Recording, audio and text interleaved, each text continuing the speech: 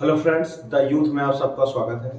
जैसा कि मैं अपने पिछले वाले लेक्चरों में आप सबको क्या थ्योरी पढ़ा रहा था और कुछ महत्वपूर्ण जो थ्योरियां थी उनको पढ़ा दिया था और कुछ चैप्टर खत्म हो चुके थे।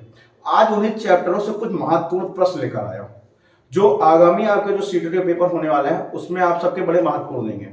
और इन्हीं सीटेट के पेपरों से ही आपका क्या होगा, आपकी तैयारी और अच्छी होती चली जाएगी। कहने का मतलब बच्चा ये है कि मैं यहाँ पर आप सबको अच्छे से अच्छे तैयारी हो सके और सेम क्वेश्चन दावा तो नहीं करता, लेकिन इससे मिलते जुलते और यही विकल्प लेकर हो सकता है क्वेश्चन आपको दोबारा पेपर में देखने को मिल जाए। चलिए, आज जैसा कि हम सब आपके लिए महत्वपूर्ण क्वेश्चन लेकर आए हैं और उन क्वेश्चनों को करते हैं और अच्छे से समझते चलते हैं। चलिए, यहां पर हम बात करें, पहला क्वेश्चन है मानव व्यक्तित्व परिणाम है। पहला क्वेश्चन कह रहा है कि मानव का व्यक्तित्व परिणाम यानी हम सबका जो पर्सनालिटी दिखती है वो किसका परिणाम है। ऑप्शन देख लेते हैं। पहला कह रहा है अनुवांशिकता पर। क्या मनुष्य की पर्सनालिटी अनुवांशिकता पर निर्भर है या वातावरण पर निर्भर है, या अनुवांशिकता व वातावरण की अंतःक्रिया पर निर्भर है, या पालन पोषण पर। अगर हम बात करेंगे मानव व्यक्तित्व केवल अनुवांशिकता पर निर्भर नहीं हो सकता है ना। अगर पहले ऑप्शन को ले लें केवल अनुवांशिकता पर दिया है तो अनुवांशिकता हमें कैसे मिलती है? हमारे माता पिता से, हमारे पूर्वजों से मिलती है, ठीक है। और उससे क्या होगा, उससे हमारी पर्सनालिटी पूरी तरह से डेवलप नहीं होगी, लेकिन पूरी तरह से नहीं होगी। यानी हमारा पहला ऑप्शन यहीं पर गलत हो जाता है। दूसरे ऑप्शन पर हम आ जाए, क्या है? वातावरण।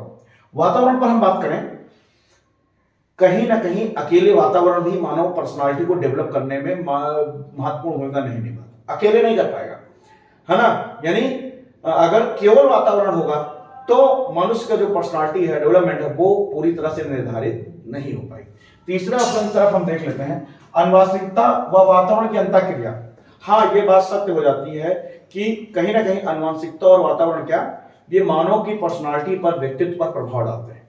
जिस प्रकार अनुवांशिकता मानव जीवन के लिए उपयोगी है, उसी प्रकार उसका वातावरण, अच्छा से अच्छा बिहेवियर, लोगों का, माता पिता का अच्छा व्यवहार, चाचा चाची का अच्छा व्यवहार, और समाज में क्या, अच्छा पानी, अच्छा जल, समाज के भी अच्छे कल्चर, अच्छी संस्कृति हम सबको कहां से सीखने मिलेगी? वातावरण से मिलने पड़ेगी। तो यहां पर हम कह सकते हैं कि हमारा इसी प्रश्न के आधार पर।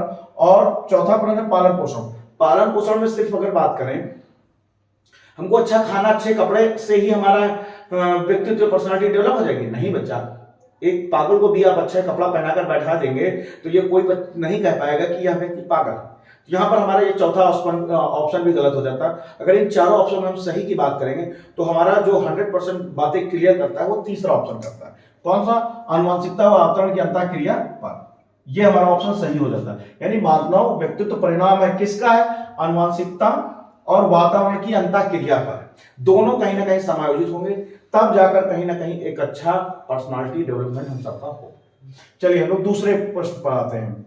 दूसरा प्रश्न कहता है प्राकृतिक पोषण विवाद में प्राकृतिक से क्या अभिप्राय है। यानी कभी ना कभी हम सबके सामने एक विवाद होता है, क्या हम सबको प्राकृतिक पोषण वाकई में अनिवार्य है? तो इसमें प्राकृतिक से क्या अभिप्राय है? ऑप्शन देख लेते हैं। क्या है? पहला ऑप्शन कह रहा है जैविक विशिष्टताएं या वंशानुक्रम सूचनाएं। जैविक विशिष्टताएं क्या है? यानी जैविक जो हमारे आसपास फैला हुआ है, जैव, जैसे पेड़ पौधे हैं, है ना, और आसपास का जंगल है, वातावरण है, वायु है, दुनिया है, ये सब क्या है? जैव, जो हमें प्राकृतिक रूप से मिली हुई, जैसे पानी है, नदियां हैं, ये सब क्या? जैव। और वंशानुक्रम, वंशानुक्रम हमें माता पिता और हमारे पूर्वजों से एक दूसरे की पीढ़ी दर पीढ़ी ट्रांसफर होता चला गया, ये वंशानुक्रम है। यानी पहले ऑप्शन में कह रहा है जैविक विशिष्टताएं या वंशानुक्रम सूचनाएं, हमें प्राकृतिक से यही अभिप्राय है। हाँ, कहीं ना कहीं बात तो ये संतुष्ट कर रहा है, लेकिन हमें और भी ऑप्शन देख लेने चाहिए। यानी बी कह रहा है मूल वृत्ति। मूल वृत्ति का मतलब यहाँ पर मूल प्रवृत्तियों से, मूल प्रवृत्तियां पूरी तरह से नहीं कर पाएंगे, है ना, करेंगी, ऐसा नहीं करेंगे, लेकिन मूल प्रवृत्तियां पूरी तरह से नहीं करेंगे। दूसरा भौतिक शक्तियां। भौतिक शक्तियों का मतलब ही संसारिक मोह माया है। इससे हमारा क्या मतलब? भौतिक शक्तियां हम सबको कहां संतुष्ट कर पाएंगी पूरी तरह से? उसके अलावा हम चौथा देखें आसपास का वातावरण। आसपास का वातावरण से हमारा मतलब है जो हमें भौगोलिक वातावरण मिल रहा है, यानी बनावटी हमारा समाज, ये कल्चर, ये क्या, ये प्राकृतिक कारण है? नहीं ना। तो यहाँ पर हमारा ये भी ऑप्शन पूरी तरह से गलत होता। अगर हम बात करें दूसरे प्रश्न के हिसाब से कौन सा विकल्प सही हो रहा, तो वो पहला विकल्प सही हो रहा। क्या हो रहा है? पहला अगर हम बात करें प्रश्न में क्या पूछा होता, प्राकृतिक पोषण विवाद में प्रकृति से क्या अभिप्राय है, तो जैविक विशेषताएं या वंशानुक्रम सूचनाएं। ये क्या है, ये प्राकृतिक कारक है, पूरी तरह से प्राकृतिक कारक है। ठीक है, तीसरे प्रश्न में आ जाए, निम्न में से सामाजिकरण के गौड़ वाहक हो सकते हैं, यानी एक प्राथमिक है और एक द्वितीयक है। द्वितीयक को ही हम लोग क्या कह देते हैं, गौड़ कह देते हैं। यानी पूछ रहा है द्वितीयक कारक कौन से हैं, किसके, समाजीकरण के। जो हमारा आसपास के समाज, बच्चे का जो समाज शुरू होता है वो कहां से शुरू होता है, परिवार से शुरू हो जाता है ना। परिवार का मतलब क्या, उसके माता से, पिता से, चाचा से, चाची से, दादा से, दादी से, यही से उसका परिवार शुरू हो जाता है ना। ये क्या होगा, ये प्राथमिक हो गया। जब बच्चे का हम प्राथमिक परिवार की बात करेंगे तो प्राथमिक परिवार जो बच्चे का है वो माता पिता, चाचा चाची, दादा दादी, बुआ फूफा, मौसी मौसा, ये। लेकिन बच्चा धीरे धीरे और बड़ा होता है, घर से बाहर निकलता है, समाज देखता है, अनेक प्रकार की जटिलताएं होती, बच्चा धीरे धीरे बड़ा हो रहा था, तो हम लोग उसको क्या करते हैं, कहीं ना कहीं स्कूल में एडमिशन करा देते हैं, है ना। जब बच्चे का एडमिशन कराते हैं तो बच्चा दूसरे स्कूल जाना शुरू कर देता है। फिर हम इन विकल्पों के हिसाब से देख लेते हैं कौन सा उसके सामाजिकरण की गौड़ यानी द्वितीयक है। ठीक है, अगर बात करें विद्यालय और आसपास, विद्यालय तो है द्वितीयक, लेकिन आसपास में, आसपास में भी क्या हम सबके जो हैं क्या कह लगते हैं, जो आजकल क्या कहते हैं, विद्यालय है और आसपास, यानी विद्यालय और आसपास हो सकता है, क्योंकि बच्चा कहाँ, घर से बाहर निकल रहा है। और हम देख लें विद्यालय और परिवार के सदस्य, नहीं बच्चा परिवार के सदस्य नहीं होंगे।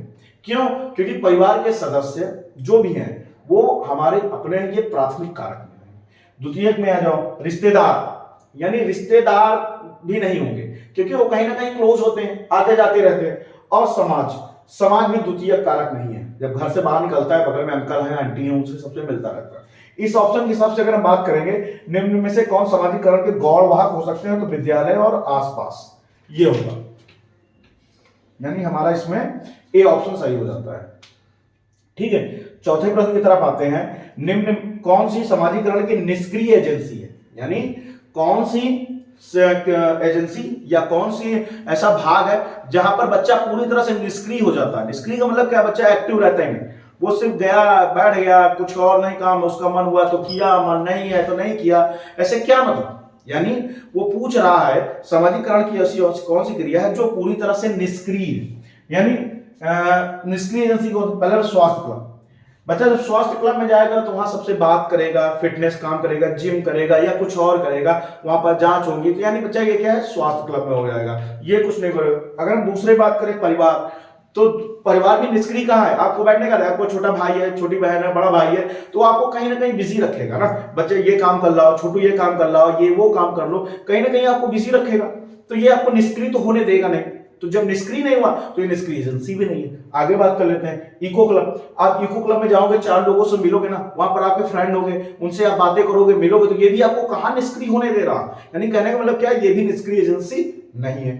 आगे आ जाओ, अगर हम बात करें पुस्तकालय, हाँ इसकी संभावना बनती है। हम लोग लाइब्रेरी जाते हैं तो वहां कैसे क्या अपने बुक ले लेते हैं जो पढ़ना होता, और एक कोने में ये टेबल या कुर्सी में बैठ के जाते और अपना आप पढ़ते रहते हैं, वहां पड़ोसी से भी मतलब नहीं रखते क्या कर रहे हैं क्या नहीं कर रहे, है ना। तो यहाँ पर हम कह सकते हैं कि निष्क्रिय एजेंसी कौन है, पुस्तकालय है। यहाँ पर हमारा पुस्तकालय ऑप्शन पूरी तरह से सही हो जाएगा। अगर बात करें कौन सी सामाजिकरण की निष्क्रिय एजेंसी, तो पुस्तकालय होगा। लेकिन स्वास्थ्य क्लब, परिवार और इको क्लब ये निष्क्रिय एजेंसियां नहीं है। आगे आ जाओ, हम बात करें 5वां क्वेश्चन में कह रहा है किसने सामाजिक विकास का सिद्धांत दिया। ये अभी हमने पिछले ही वीडियो में पढ़ाया था कि सामाजिक सिद्धांत किसका है, ये आप लोगों को पता भी होगा, नीचे कमेंट करके हमें जरूर बताइएगा। फिलहाल मैं अपने आंसर आपको दूंगा ही। अगर हम बात करें पियाजे ने कौन सा सिद्धांत दिया, संवेगात्मक विकास बताया, तो ये इनका होगा नहीं। अगर हम बात करें पावलोव अधिगम का सिद्धांत दिया था, और इन्होंने अपना प्रयोग किस पे किया था, कुत्ते नामक जानवर पे किया था। आप सबको बकायदा चित्र बनाकर समझाया था कि कुत्ता कैसे झटर पटर कर रहा था, और पावलोव पहले मनोवैज्ञानिक थे जिनको नोबेल का पुरस्कार मिला हुआ है। अगर हम बात करें वाइगोस्की की, हाँ ये हो सकता है, लेकिन अगला भी ऑप्शन हमें देख लीजिए चाहिए। वाटसन, हम वाटसन की बात करें तो वाटसन भी क्या सामाजिक सिद्धांत अधिगम करता नहीं है। इन्होंने अपनी जो थ्योरी दी है वो समाज पर नहीं दी। तो इन सब में अगर हम बात करें किसकी है, तो वाइगोस्की के है। सामाजिक विकास सिद्धांत किसका है, यहाँ पर हमारा सी विकल्प यानी क्या वाइगोस्की सही हो जाते हैं, है ना। तो वाइगोस्की ने ही सामाजिक विकास का सिद्धांत यहाँ पर दिया है। अगले क्वेश्चन में आते हैं 6 नंबर में। अगर हम बात करें प्रचलित जानकारी में नई जानकारी जोड़ना क्या कहलाता है। कि सीटेट में एक बार नहीं कई बार क्वेश्चन पूछा गया है। कैसा क्वेश्चन पूछा गया है कि प्रचलित जो जानकारी है, जो हमें जानकारी है उसमें हम क्या कर रहे हैं, नई जो जानकारी जोड़ रहे हैं, है ना। क्या हमें पहले से कोई जानकारी थी, जैसे आप लिखना जान रहे थे, आपको तरीका नहीं मालूम था कि दाएं लिखना कि बाएं लिखना, लेकिन आप लिखना चाह रहे थे, लेकिन आपको कोई ना कोई मिल गया, उसने आपको बताया कि बच्चा ऐसे नहीं ऐसे लिखते हैं, पट्टी से ऐसे स्केच खींचते हैं, बकायदा हेडिंग काले स्केच से डालते हैं और उसके बाद कॉपी को इस तरह सजाते हैं तो कॉपी देखने में अच्छी लगती। यानी आपको लिखना तो आ रहा था ना, लेकिन आपको लाइन खींचना, हेडिंग डालना, ये बात नहीं बताई गई और उसको आपने क्या किया, अपने अंदर समाहित कर ली। तो यही प्रक्रिया पूछ रहे, इसको क्या कहते हैं, और यहाँ पर ऑप्शन समझेंगे। बात करें 6 नंबर क्वेश्चन, यही कह रहा प्रचलित जानकारी में नई जानकारी जोड़ना क्या कहलाता है। पहला आत्मसातकरण, दूसरा वंशीकरण, तीसरा अनुकूलन या उसके अनुकरण, या डी बात करें स्थानांतरण। यहां पर अगर हम बात करें जो आपको नई जानकारी मिल रही है और उसको आप समाहित करें, वो क्या कहलाएगा। देखो स्थानांतरण तो है नहीं, स्थान का मतलब होता है एक स्थान से दूसरे स्थान ट्रांसफर होना या नए अपने ज्ञान को दूसरे के ज्ञान में ट्रांसफर करना, स्थानांतरण हो नहीं सकता, ये ऑप्शन मेरा गलत। अनुकूलन, अनुकूलन भी नहीं होगा, क्यों, क्योंकि आप दूसरे के अकॉर्डिंग अनुकूल कर रहे हैं, है ना। आप दूसरी परिस्थितियों में चले गए, हो सकता है आप हिंदी माध्यम को आप अंग्रेजी में चले गए, वहां नई जानकारी तो आपको मिल रही, लेकिन आप अंग्रेजी के क्या कर रहे हैं, अपने आप को ट्रांसफर कर रहे हैं, अनुकूल कर रहे हैं, जबकि नई जानकारी नहीं जोड़ रहे हैं, उसे अनुकूलित, उसके अंग्रेजी के खिलाफ क्या अनुकूलित कर रहे हैं। दूसरा कारण वंशीकरण, या वंश से कोई मतलब ही नहीं होता, है ना। हमारे वंशानुक्रम कैसा था, क्या नहीं था, यंत्र। अगर हम बात करें इन सबके हिसाब से तो हमारा एक ही ऑप्शन से होता है आत्मसातकरण। ये आत्मसातकरण होता है क्या, कि प्रचलित जानकारी में नई जानकारी जोड़ना क्या कहलाता है, आत्मसातकरण कहलाता है। अगले हम बात करें, अगला क्वेश्चन है सर्व शिक्षा अभियान की शुरुआत कब हुई। ये कई बार क्वेश्चन पूछा गया है, सर्व शिक्षा अभियान की शुरुआत क्या हुई, कब से हुई। तो यहाँ पर ऑप्शन कुछ दिए हैं, उनको जान लेते हैं। पहला ऑप्शन है 2000 से 2001, बी है 2001 से 2002, सी है 2002 से 2003, डी है 2003 से 2004। ये क्वेश्चन लगभग सभी लोगों को पता होगा। अगर हम बात करें सर्व शिक्षा अभियान का मतलब क्या है, सब पढ़ें सब बढ़े, यानी निःशुल्क अनिवार्य शिक्षा के तहत 2000 के आसपास ये लागू किया गया कि सभी को शिक्षा अनिवार्य, खास करके जो 6 से 14 साल तक के बच्चे हैं उनको अनिवार्य शिक्षा दी जाए। इसी के तहत सर्व शिक्षा अभियान लागू किया था और ये किस सन में लागू हुआ, हम बात करें 2000-2001 में इस कानून को शुरुआत हुई, ठीक है। अगले क्वेश्चन में आ जाते हैं, पियाजे ने संवेगात्मक की कितनी अवस्थाएं बताई। ये मैंने अपने पिछले वीडियो जो पियाजे की थ्योरी पढ़ाई थी उसमें जाकर देखेंगे, आपको मिल जाएगा, वहां पर मैंने डीप हर एक अवस्था को डीप में बताया है, ठीक है। अगर फिलहाल प्रश्न में देखें, पियाजे ने संवेगात्मक की कितनी अवस्थाएं बताई, ऑप्शन में बात कर लें 3, 4, 5, 6, अभी सब बताइए कितनी होंगी। अगर हम बात करें यानी पियाजे की संवेगात्मक की कितनी अवस्थाएं हैं, 3 है, 4 है, 5 है, 6 है, कितनी है, 4 अवस्थाओं में बताया है। कौन कौन सी, संवेदीकामक अवस्था, पूर्व संक्रियात्मक अवस्था, मूर्त संक्रियात्मक अवस्था और अनौपचारिक या अमूर्त संक्रियात्मक अवस्था। यही 4 अवस्थाएं पियाजे ने बताई थी। इन सबको जब आप पीछे जाएंगे बट डीप में वहां पर अच्छे से पढ़ लेंगे। अगले क्वेश्चन में आ जाओ, मूर्त संक्रियात्मक अवस्था में बालक सीखता है, यानी जो पियाजे की ये कौन सी अवस्था है, पहले तो आप लोग ये बताइए। ये पियाजे की तीसरी अवस्था, यानी पियाजे ने जो अपनी तीसरी अवस्था बताई मूर्त संक्रियात्मक अवस्था, उसमें बालक कैसे सीखता है। चलो ऑप्शन देख लेते हैं। अगर हम ऑप्शन करें अदृश्य, तो मूर्त संक्रियात्मक में बच्चा अदृश्य तरीके से नहीं सीखेगा। अदृश्य किस में आ जाएगा, अनौपचारिक अवस्था में, यानी चौथी अवस्था में चला जाएगा, बच्चा वहां पर सीखेगा, यहां पर नहीं। अगर बात करें ठोस या दृश्य अवस्था में, यहां पर थोड़ा रुकते हैं, ठीक है, इसको बाद में रखते हैं, पहले आगे का ऑप्शन देख लेते हैं। तीसरा है सूक्ष्म गति से, यानी सूक्ष्म गति कौशल यहां पर विकसित नहीं होता। यहां पर बच्चे का सूक्ष्म गति कौशल पूर्व संक्रियात्मक अवस्थाओं में बच्चे का विकसित हो चुका होता है, तो यहां पर भी ये ऑप्शन होगा। और अनौपचारिक तरीके से बात करें तो अनौपचारिक तरीके से बच्चा यहां नहीं सीखता, खास करके मूर्त में। ये तो एक अवस्था ही हो गई पियाजे की चौथी, तो बच्चे यहां पर भी बच्चा सीख नहीं पाएगा। तो अगर हम बात करें इस ऑप्शन में कौन सा ऑप्शन सही हो रहा, अगर सही बात करो, मूर्त संक्रियात्मक अवस्था में बालक सीखता है तो ठोस या दृश्य अवस्था में सीखता है, यानी बच्चे के सामने जो दिखाई देता है, जो बच्चा देखता है उसी पर विश्वास कर लेता है और उसी के अनुसार बच्चा सीखता रहता है, ठीक है। ये थे कुछ महत्वपूर्ण क्वेश्चन जो आप सबको मैंने कराया। आशा है आप सबको समझ में आया होगा। ऐसा ही क्वेश्चन मैं कराता रहूंगा जिससे आप लोगों को और अच्छा लगे। आप सबसे एक ही रिक्वेस्ट है, मेरे चैनल को अधिक से लाइक, सब्सक्राइब, शेयर करते रहें, जिससे हम सबका भी मोटिवेशन बढ़ता रहे। जय हिंद दोस्तों।